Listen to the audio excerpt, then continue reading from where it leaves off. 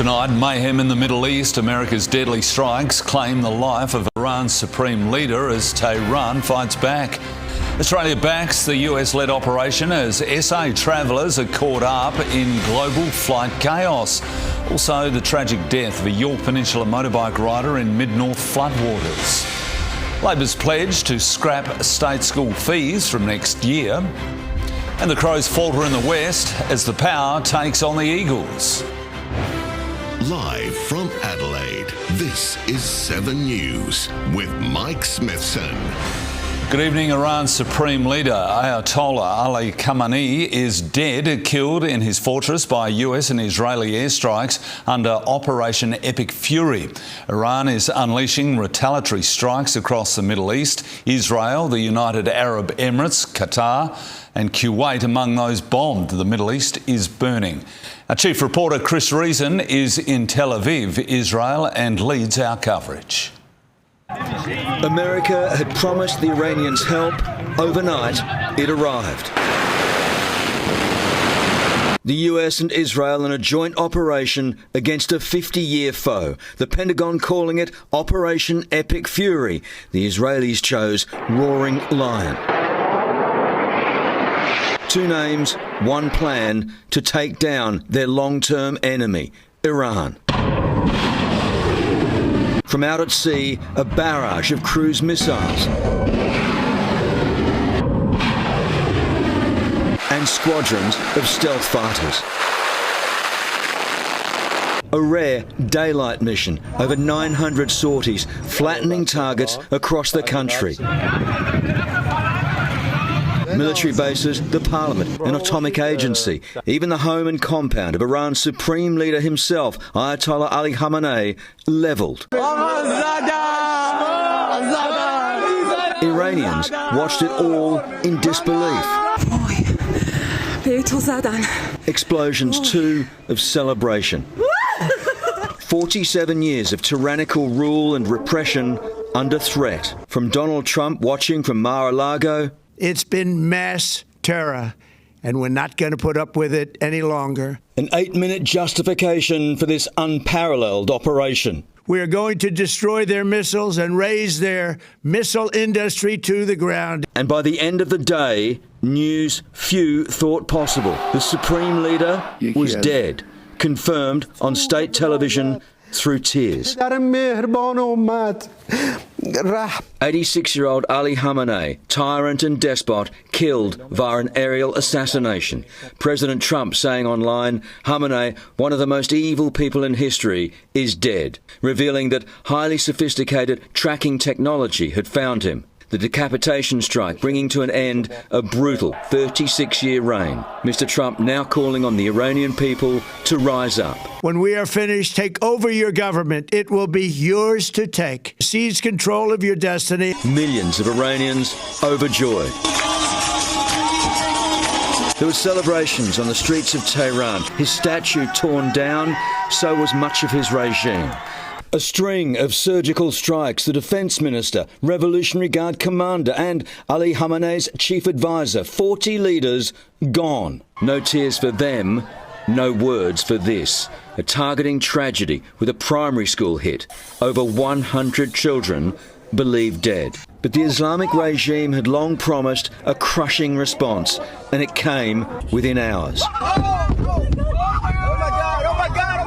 That was the US 5th Fleet base in Bahrain. Witnesses watching as it came under attack from a drone. Iran unleashed a barrage of ballistic missiles and rockets. This one in Doha, shot down but still deadly.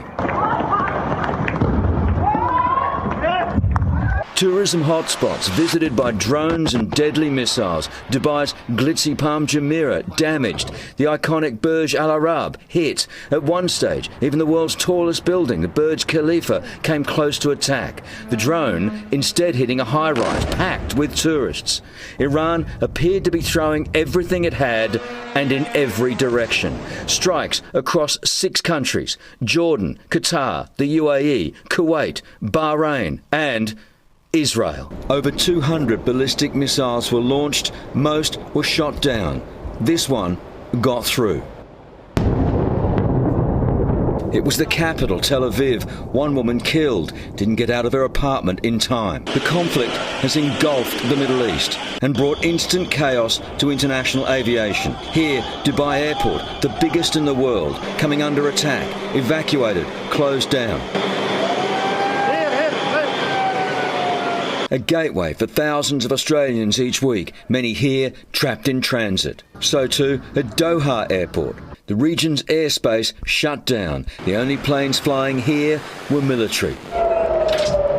As civilians on both sides of this war spent the day praying to God, but afraid of the heavens. Now, the Israelis are used to these kind of alarms, of course. They come with frequency thanks to the crude, hand-built missiles that are fired from down there in Gaza by Hamas. But this is different. This is Iran, and we're talking about missiles with next-level devastation. Ballistic missiles, hypersonic missiles, ones that travel at 5 times the speed of sound. Now, Iran is some 1,500 kilometres over that way. Those missiles will be here within 12 minutes. And right across this country right now, Israelis are doing this, making their way to bomb shelters for safety. Millions of citizens in homes and hotels will be back and forth to shelters like this over a dozen times today. Here, 2 floors below ground, the converted car park turned concrete community centre. Pets, kids and cots. We're used to that. We're really familiar with that. I feel safe because I know that we have a good army, good soldiers. It's scary, but, you know, Israel has us protected. But for some, this was a day of excitement. We are bombing spiritually Iran and Hezbollah. You happy about that? Yeah, sure. Why is it we so have good to. news? Tell me. Israel needs to be secured. We spoke to one Iranian woman. This is so scary. I try to put myself together. Torn between disbelief and delight that Iran's regime could fall. In Tel Aviv, Australian mother Emily Jian sheltered in their own bunker. Every time it goes off, you still get a bit of a fright. And you jump out of your skin. One of around 12,000 Australians living in Israel. We've had to run into the safe room all the time. It's been like rocket missiles, alert warnings. Day 1 down. No one knows how long this will run or where it will end. And Chris Reason now joins us live from Israel. Chris, Iran is warning of its most intense wave of strikes. Has that begun? Yeah, we've had reports from across the region again this morning, Mike. In Qatar, the missile defence systems around the capital Doha have been engaged again in Iranian rocket fire. We also are hearing that the alarms have gone off in Kuwait, and also more air defence missile systems engaging in Dubai. We've heard a Crown Plaza hotel in Bahrain has also been hit. It's in flames a couple of hours ago. And here in Israel, well, the alarms have been going off all through the night and into this morning as well. It seems the Iranians have basically cast off any of the alliances and agreements they've got in this area. They are just hitting everybody with whatever they have left. One ominous warning too came from the National Security Chief, one of the few guys to survive the bombings in the last 24 hours. And he says, Larijani is his name, he says that Iran is hurt deeply and they will now be stabbing America in the heart. Everyone interpreting that as a direct threat and a chance here, a possibility that we're about to go back into a fresh wave of international terrorism. Mike? Chris, thanks for that and stay safe. US correspondent Rob Scott is in Washington, D.C. And Rob, what justification has President Trump given for attacking Iran? Well, Mike, the president says that Tehran posed an imminent threat, and senior officials here argued that the best way to limit American casualties was this preemptive strike. But Democrats say that the decision to attack was made without congressional approval, and so they're going to push for a vote next week to try to limit Donald Trump's war powers. But the Republicans, in lockstep with the president, that is likely to have little impact on his plans. The commander-in-chief waging this conflict from his Mar-a-Lago home, and it is being felt right across the globe. Unbridled joy outside the Iranian embassy in London. Exiles celebrate the missile strikes on Tehran. In Berlin, thousands gather, hoping this is the beginning of the end of a brutal regime. Donald Trump kept the world guessing until the final moment, mingling with guests at his Florida home. We gotta go work. I gotta go to work. Pulling the trigger without the approval of Congress. This war was started illegally under international law and under domestic law. But Republicans say diplomacy had run its course. They've rejected every opportunity to renounce their nuclear ambitions, and we can't take it anymore. The White House says Iran's efforts to rebuild its nuclear program constituted an intolerable risk to the US. The UK, France and Germany now calling on Iran to allow its people to determine their own future. The regime in Iran is utterly abhorrent. They have murdered thousands of their own people, brutally crushed dissent, and sought to destabilise the region. Iranians in the UK sharing their excitement with Seven's Europe correspondent Jacqueline Robson. Well, it's well into the night here in London and people are still gathered outside the Iranian embassy. They say they just cannot sleep. They're so excited. And there is still support from passers-by. At the United Nations, calls for an immediate end to all military action. The alternative is a potential wider conflict with grave consequences for civilians and regional stability. Protesters out in force in the United States. As with so many of Donald Trump's decisions, this has divided America. There are those who believe that what he is doing is right, that the US is the only country who can overthrow the Iranian regime. In Washington, D.C., Rob Scott, 7 News. Donald Trump called him one of the most evil people in history, and tonight Iran's supreme leader for 4 decades is dead. So who was he and who will fill the void? Here's foreign editor Hugh Whitfield. In the 1979 Iranian Revolution, the clerics, the hardline Islamists, took control and Ali Khamenei was right there, seizing power a decade later when the first Ayatollah, Ruhollah Khomeini, died. As the new supreme leader, Khamenei ruled with a bloodthirsty iron fist, arming the Iranian Revolutionary Guard Corps to become dreaded domestically, suppressing dissent inside Iran through fear and murder. Across the region, Iran held huge power via proxies, funding and directing Hezbollah in Lebanon, Hamas in Gaza, the Houthis in Yemen, and armed militias in Iraq and Syria too, sowing chaos and leading to years of bloodshed, including the fallout from the October 7 attacks on Israel. At the same time, Iran has developed a nuclear program. The thought of an Iran with nuclear weapons terrifying Western leaders. The Ayatollah's grip on power began to unravel when protesters managed to take to the streets in recent months. The regime's crackdown, though, brutal. At least 7,000 people have been killed. Khamenei kept succession plans secret, but they did exist. What's unclear is how many of the contenders to take control are still alive, or whether the regime itself can even survive. Australians in the Middle East have been told to leave if they can, with days ahead. Anthony Albanese has backed the attack on Iran, saying the country must be stopped from obtaining nuclear weapons. The death of the tyrant of Tehran is cause for celebration in Canberra's diplomatic district. Outside the now deserted Iranian embassy, ecstatic community members dancing in the streets. Overjoyed that Ayatollah Ali Khamenei's reign of terror is over, and so is the Prime Minister. He is responsible for orchestrating attacks on Australian soil. His passing will not be mourned. Giving Australia's backing to Donald Trump's devastating aerial bombardment. We support the United States acting to prevent Iran from obtaining a nuclear weapon. Calling an emergency session of his Cabinet's National Security Committee this morning, revealing his government was given no prior warning by either the US or Israel, but has now been briefed. We stand with the Iranian people in standing up for their human rights. They have suffered brutal repression. Our military were not involved, nor has Australia been asked to contribute to the campaign. Foreign Minister Penny Wong hoping conflict soon gives way to diplomacy and deal-making.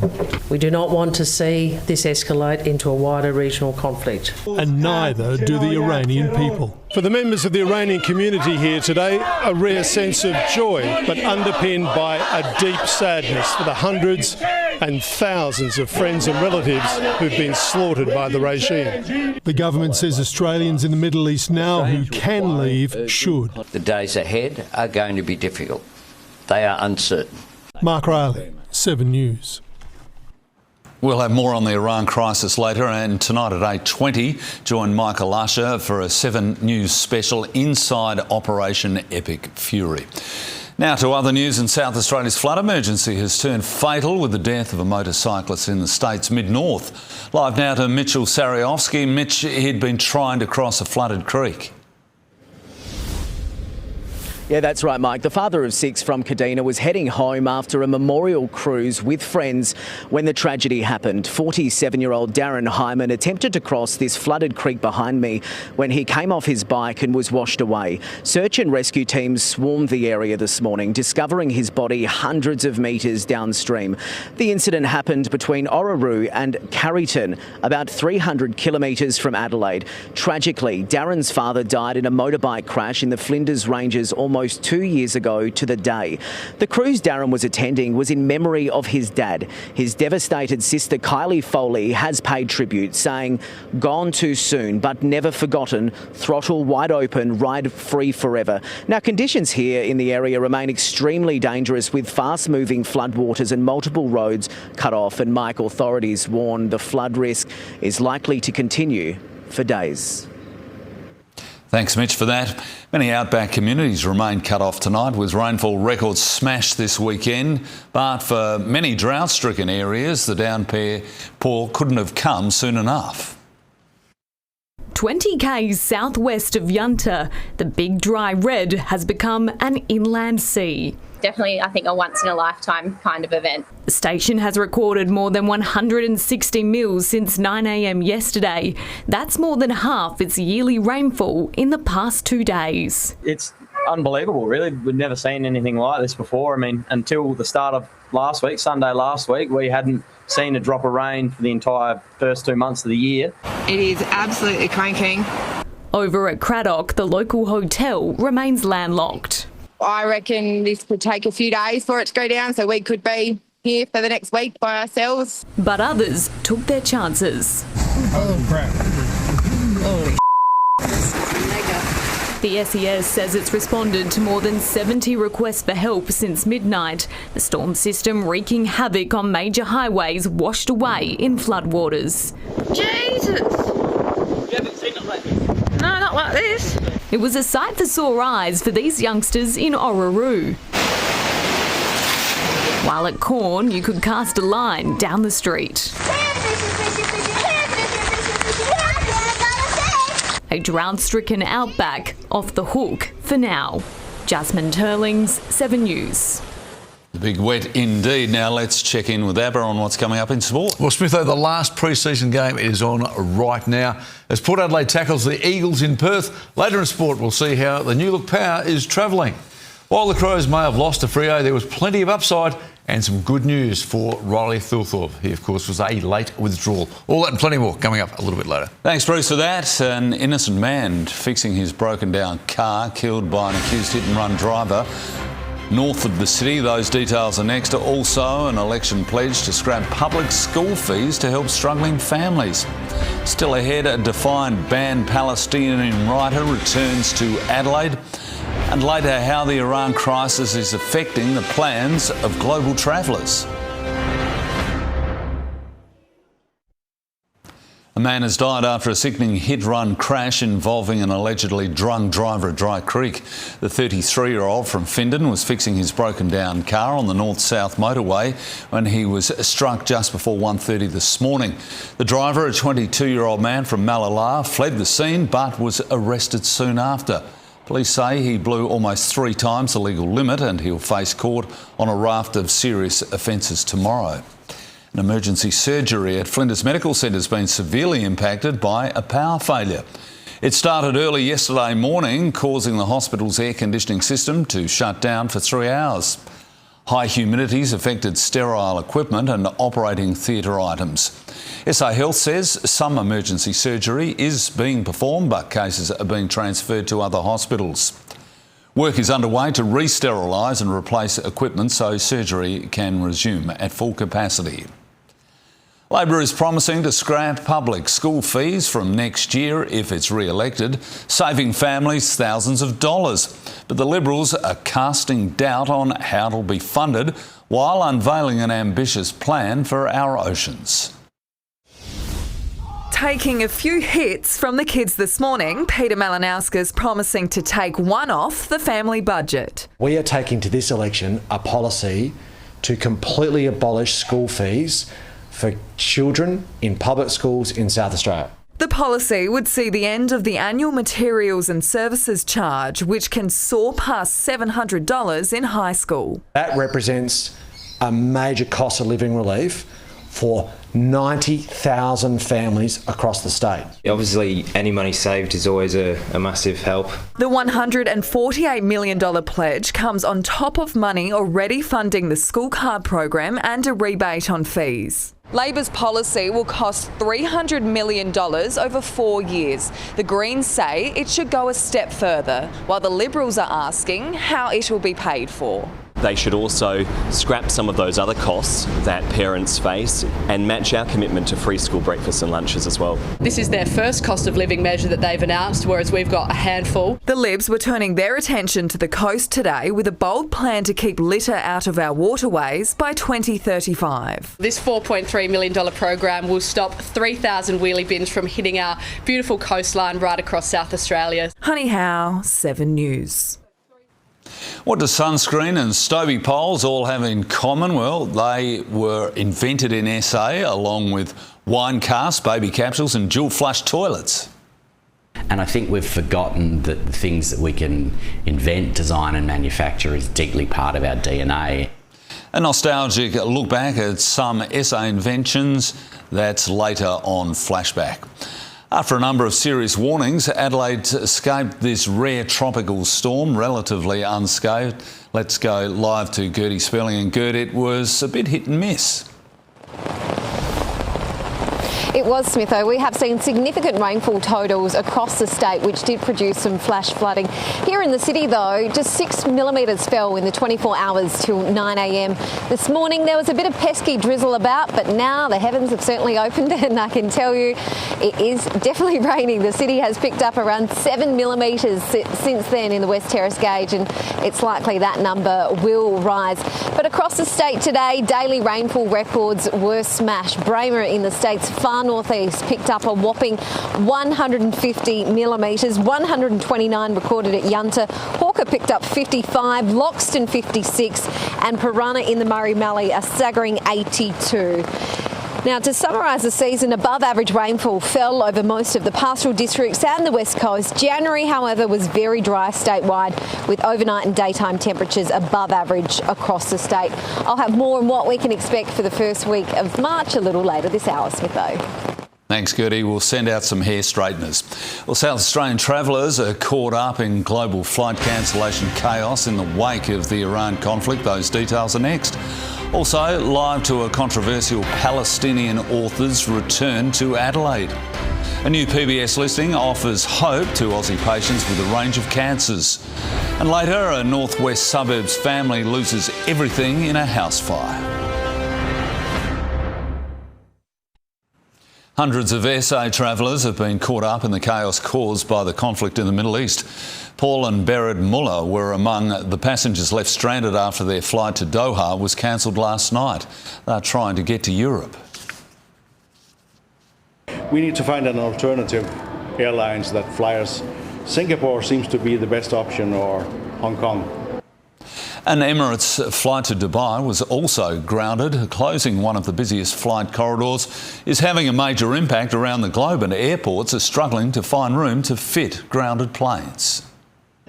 One by one, flights to the Middle East return to Australia. Their destination's airspace suddenly off limits, leaving thousands stranded across the world. Our visas run out in Australia today, and we're now basically illegal immigrants. Flights turned around mid-air, like this one from Brazil to Dubai. Cabin crew as much in the dark as passengers. At Sydney Airport, a makeshift hostel. We have no communications from the airline, so we don't know what's happening. So I don't know how long we're going to sleep here. Transit passengers given emergency Australian visas to clear customs. There's no accommodation in Sydney anyway because there's a Mardi Gras on. In Adelaide, passengers arrived for a 2 a.m. Emirates flight, greeted instead by departure board red. 29 aircraft from Middle East carriers now stuck at airports across Australia. Only seat I could get was going out Tuesday evening to Singapore. Everything else has been grabbed. The airspace above Iran empty. Flights, including Qantas services to London and Paris, are diverting north, adding about 30 minutes. If we zoom into Dubai and Qatar, the airspace is also very quiet as one of the world's major hubs with 90,000 transit passengers a day is almost out of action. We have always worked to do what we can to support Australians. We will always do that. At this situation, the airspace is closed. There are still options to travel to Europe. So we've got Qantas. They're still flying from Perth and Singapore to London without any issues. Blake Johnson, 7 News. A controversial Palestinian writer whose acting saw Adelaide Writers' Week cancelled is speaking at a sold-out show tonight. Hayden Nelson is at the Town Hall where the Guerrilla Writers event is underway. Hayden, it was an awkward arrival in Adelaide for Randa Abdul Fattah. Yeah, it certainly was, Mike. There was an expectation in the wake of the Writers' Week scandal that Dr. Fattah would be, a self-proclaimed free speech advocate, would be prepared for some tough questions. But when 7 News put to her whether she was looking forward to speaking here at the Town Hall tonight, she accused us of harassment. She then went on to say she wasn't doing interviews and made a beeline to hide in the Qantas Club. Are you looking forward to being able to speak in front of an audience here in Adelaide? Can we ask you, do you still think you're terrified by Peter Malinowski? Did you ever think you'd make it to Adelaide? Stop the harassment, please. In the luxury lounge, it appears she has demanded Qantas staff to call federal police to escort her from the airport and through a concealed exit. Some of the writers who boycotted Writers' Week to support Dr. Fattah hope she uses tonight's event to acknowledge them. Among them, Kate Halfpenny, who's told 7 News she hopes Dr. Randa Fattah will make an effort to thank all the other writers who gave up their chance to appear to lose speaking opportunities and sales as a result of that. Mike, it's a sold-out crowd here tonight. There is a second Writers' Week book signing being held by Dr. Fattah tomorrow. Thanks, Hayden. Police are investigating a wild brawl in the heart of the city. Two groups came to blows after a nightclub closed in Weymouth Street just after 3 this morning. The terrifying confrontation spilled out into the traffic, with a witness telling 7 News up to 2 people suffered wounds from a large knife. Police are urging witnesses or anyone injured in the fight to contact them. The federal government's made 2 aggressive cancer treatments cheaper, adding Opdivo and Yervoy to the pharmaceutical benefits scheme. The medications help strengthen the immune system to destroy cancer cells. It is going to make a huge difference in giving hope and extended lives to literally thousands and thousands of Australians who are battling advanced cancer. Until now, cancer patients have paid up to $100,000 for one course of the treatment. A family devastated after fire tears through their uninsured northwestern suburbs home. That's next. Also, South Aussie innovations. A look back at the world-changing creations. And later, the danger of mould in your home. One family's shocking case. A northwestern suburbs family has been left devastated after fire tore through their home overnight. They lost several pets in the blaze, and to make things even worse, they don't have insurance. Neighbours watch on as a burning home turns the sky red. Holy shit. MFS crews were called to Wellington Street just before 10:30 last night. 18 firefighters bringing the blaze under control. but the cruel light of day revealing little could be saved. It's disgusting. It's done. What didn't get burned, it's just black. Everything is just black. Shannon Reid returning to his burnt-out home of more than 30 years to sort through the blackened mess. Memories, photos, everything's just gone. Adding to his pain, the loss of several family pets. All dead. So, there's his grandson's cats and a couple of birds and, yeah. Shannon's grandson was taken to hospital to be treated for smoke inhalation. He's going to be, like I said, he's going to be devastated because he's 8 and he's never known anything about this place. I'm going to hate when he comes back here. Fire investigators say the blaze started in the front bedroom before spreading into the roof, but what sparked it remains unclear. Maybe on the mattress or something, I'm not sure. We weren't insured at the time, unfortunately, but so I don't know what we're going to do. We're going to need to try and salvage something here. I don't know. An online fundraiser has been set up to help the family get back on its feet. Edward McCarroll, 7 News. They say that necessity is the mother of all invention, so we must have been a needy lot in SA. On Flashback tonight, we're celebrating some of our greatest locally made inventions.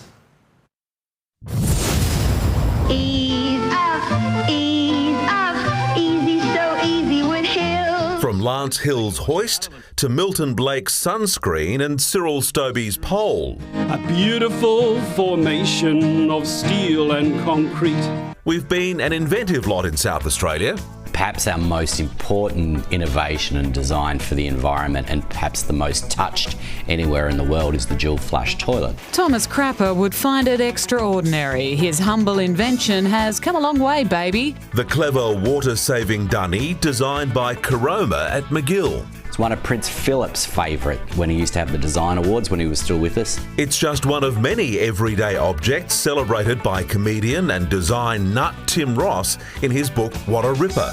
It saved us thousands and thousands of litres, and it meant, more importantly, that all those bricks didn't get put in the cisterns. Another SA game changer was booze in a bag in a box. Smile, Dr. Linda May. Smile, Dr. Linda May. And I remember vividly when I was a kid, the reason my mum liked them so much is that she wouldn't have to open a bottle and drink the whole lot. It seemed that you could, get a cask of wine and the wine would last for weeks and weeks. The cask originally developed by Angoves in 1965. Otherwise known as the goon sack or chateau cardboard. Where would we be without Goon of Fortune? Everybody loves Goon of Fortune, and I mean the name Goon, the way that people use it for pillows. Maybe not ideal as a pillow for kids, but this invention was. South Australian company Safe and Sound claims it solved the problem of safely carrying small babies in a car with its capsule-like car seat. This changed everything. It changed our view on safety and also, it saved thousands and thousands of lives. Today, Premier John Bannon inspected the capsule. And with that, he gave the product the official stamp of approval. Still alive. And really importantly, this is a design that was sold all over the world, and I think that's something we should be incredibly proud of. Tim will be in Adelaide over the long weekend to celebrate more Ripper everyday Aussie objects at the Clarence Gardens Bowls Club. You know the ones, we call them ace. They're the ones who set the pace. Their stack hat is their mark of fame. From the stack hat to the Sandman. Jump in my car, I wanna take you home. Everyone's got a joke about a shag and wagon. Ultimately, it's a good way to hook into the things that we've made and manufactured here and feel proud about being an Australian. What a ripper. Time for sport now. Bruce, how's your mob going in Perth? They're going okay at the moment, but it is a pre-season game and the West Coast, they did finish last year. Coming up after the break, the latest from Port Adelaide's last game before the real season gets underway on Thursday. Good news for the Crows' big man Riley Thilthorpe, despite his team going down to the Dockers last night. And doing it in style, Alyssa Healy finishes her final one-dayer with a record-breaking ton. Welcome back. Port Adelaide leads West Coast by 32 points nearing half-time in its final pre-season hit-out before round 1 in 2 weeks' time. Third in last season's Coleman medal race, forward Mitch Georgiadis has kicked 4 goals and looks primed for another huge year. Two sides looking for rapid improvement in 2026 locked horns in the final game of the AFL pre-season. Dante Vicentini made a promising start in the ruck, winning the ball in the air and at ground level. Mitch Georgiades a strong target up the line. Joe Berry was full of run, but West Coast was controlling the territory. The Power defence was under the pump. Harry Rahm learning an early lesson. The Power finally had the ball inside 50. Jason Horne-Francis setting up Jace Burgoyne. He just needs it to sit and will waltz into the easiest of goals. The Power was getting out the back of the Eagles. Georgiades slotted his first. Looking to stamp his signature on the side, Josh Carr was enjoying the effort. Connor Rosie was racking it up, and Zach Butters kicked 1 goal in 2025. He had 2 in a quarter. Porter spruiked a run-and-gun style this pre-season, and early the signs looked promising, albeit against last year's Wooden Spooners. Ollie Lord put his body on the line, setting up Georgiades for his third. Fellow big man Jack Whitlock, a quality support act. And Whitlock played the last 4 games of last season. Jack Whitlock as he dumps that one through. Port on track for a confidence-boosting win. Robbie Cornthwaite, 7 News. And the Crows are confident All-Australian forward Riley Thilthorpe will be available for round 1, despite missing yesterday's 16-point loss to the Dockers with a back issue. The 23-year-old was a late withdrawal, but has 13 days to get right to tackle the Pies at the MCG in Adelaide's season opener. It's been a pre-season of carnage for the Crows, but thankfully the club's most important big man hasn't been added to their extensive injury list. Woke up a little bit sore, lower back, so we just went the conservative option and decided to take no risk, but he'll be fine. We'll get him back to Adelaide and he'll be right for round 1. Riley Thilthorpe's absence gave draftee Mitch Marsh an early taste of AFL footy, and he delivered an impressive first half goal. Several other young Crows staked their claims for a round 1 berth. Charlie Edwards collected 17 touches running through the midfield up against star Docker trio Hayden Young, Andy Brayshaw and Caleb Sarong. The fact that you get to have a look at a few of those guys and show that they're more than capable and build depth is really important for any team. Adelaide's preferred number 1 ruck, Lockie McAndrew, had a tough day around the ground against the athletic Jackson, but his tap work was reliable with 33 hitouts. We've probably at this stage gone with the 2 ruck option, but today, with Riley not being there, it was sort of gave us another look, if you like. Luke Pedler looks round 1 ready, booting 3 goals. Adelaide can take plenty of positives from the 16-point loss, with up to 9 first-choice players currently sidelined. Rankin won't be available until round 2, while Keane and Curtin are still months away. Jake Saligo is expected to return to training early this week as he recovers from surgery to fix an irregular heartbeat. Andrew Hayes, 7 News. And North Melbourne has given its tortured fans some hope for the upcoming season, coming from behind to pip the Pies by a point in Ballarat. Just paid. It falls to Doverston, and that is the goal that puts the Kangaroos back in front. The Roos take on Port in round 1. Carlton's Jacob Wiedering has taken another step towards facing Sydney in opening round. The star defender's yet to do contact, but trained this morning as he continues to recover from broken ribs. And Carlton's preparing to finally unveil prize recruit Jagger Smith in Thursday's season opener. It's like he's been in the system for 10 years. He just gets it. Like, it's pretty incredible. He's got attributes that not many have. Will Hayward and Ollie Florent are both set to face their old side, while Harry Dean could make his AFL debut. In her final one-day international for Australia, Alyssa Healy was on a mission to sign off in style. The Aussie skipper delivered on the big stage, blasting her 9th international century against India in Hobart. An icon of Australian sport scores 100. Healy eventually signed off with an outstanding 158 from just 98 balls, the highest women's one-day score by an Aussie. Beth Mooney then brought up her century as the Aussies finished on a mammoth 7 for 409. Pakistan is out of the T20 World Cup despite beating Sri Lanka in their final Super 8 game. And that's what he can do. He's a powerful man. First 6 of the night. After posting 8 for 212, Pakistan needed to restrict the co-hosts to 147 runs. But Sri Lanka made 6 for 207, a fall 5 runs short of a win. Both countries out of the Cup means New Zealand, England and South Africa have so far locked in a semi-finals berth. Strugglers West Ham 5-2 to move into 5th, level on points with 4th placed Manchester United.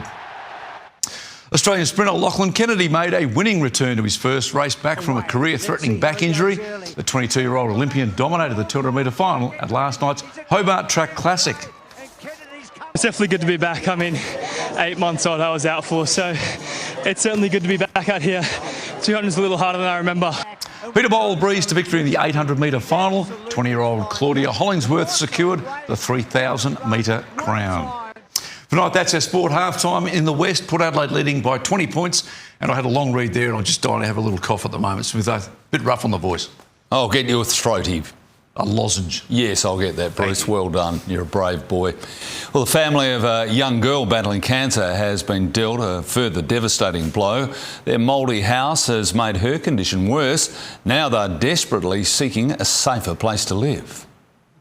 The Tunks family's already living every parent's nightmare. 23-month-old Audrey is battling a highly aggressive cancer that's spread throughout her brain and spine. Her little body already going through 14 surgeries and 6 rounds of chemotherapy. But the family's facing another setback. After spending so much time in hospital, they were excited to come home, only to find it was toxic. Mould spores entered Audrey's compromised body and made her sicker. We still did air testing, readings that were almost double what would be allowed for Audrey within the house. All their belongings, contaminated, had to be thrown out. The parents who had to give up work are now desperately trying to find a new home. Finding a rental with no pay slips in today's market has been incredibly difficult. This week, a stranger reached out offering his property. We can fix for you on the spot. An inspector tested every corner, the roof, the aircon, anywhere moisture can get in. You're surprised at how much water actually comes out of these. Mould in homes can trigger health issues like allergic reactions, sneezing, runny nose, and for those with asthma or weakened immunity, serious complications. There are several things you can do at home to help stop mould growth. Open windows and doors to let fresh air in. Use the exhaust fan in the kitchen and bathroom. Wipe away any moisture and use a dehumidifier if needed. The family is waiting the results of the air quality test. There are details on how you can help on our website. Jennifer Beshwati, 7 News. Stay with us. Gertie's back with the weather outlook right after the break. We can expect showers to persist on and off in the city this evening, but drying out tomorrow. I'll have the 7-day forecast live from St Peters. For Adelaide's latest news and more, tune in to Will Goodings and David Pemberthy on 5AA Breakfast tomorrow morning. Time for the weather now. Gertie joins us again from St Peters. And Gert, how's the first week of autumn looking? Well, Smitho, a southerly flow will see onshore cloud drift across our coastal areas. We're likely to see some light showers there as well, but it should stay dry for the most part across the city. That tropical low, it'll continue to head east, most likely clearing the eastern border by the evening. In the city today, humid overnight, dropped down to just 22 degrees. The top was 26, sitting on 23 at the moment, and we've picked up almost 9 millimetres of rain since 9 a.m. The thunderstorms and the rain, that continued to push east over the ranges and down to the Riverland and southeast. Showers across southern parts with daytime temperatures below average. It reached 27 in Kingscote, 23 in Narracoorte. A tropical low extending a trough over central and southeastern parts drove the rain and thunderstorm. It'll continue to push south as a cold front sweeps across to the east. Interstate, partly cloudy and 29 degrees for Brisbane. Rain in Melbourne, 23 the top, and looking sunny in Perth.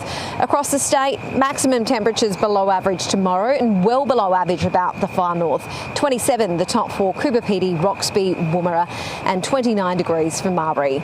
Showers, thunderstorms and areas of rain over the eastern border districts with isolated showers expected about the coast. Cloudy and 22 for Port Lincoln, 26 for Port Pirie, 21 for Clare, rain and 26 for Renmark, 21 for Edithburgh and Kingscote, 20 for Mount Gambier.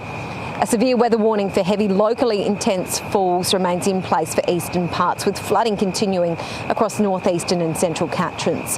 On Metro Waters, southerly winds reaching 25 knots. In the city tomorrow, cloudy and 25. Looking ahead, cloud clearing on Tuesday, 26, 27 Wednesday, 28 Thursday, 29 Friday, 30 on Saturday, 31 Sunday. So warming up a degree each day, dry and mostly sunny. Great news, I'm not ready for summer to be over. We'll just extend it out a week or two, perhaps, Smitho. Let's do that and say hi to the crickets down there. That's all the news for now. Join Michael Usher at 8:30 for a 7 News special bulletin inside Operation Epic Fury. I'll have updates, but from all the Adelaide team for now, good night.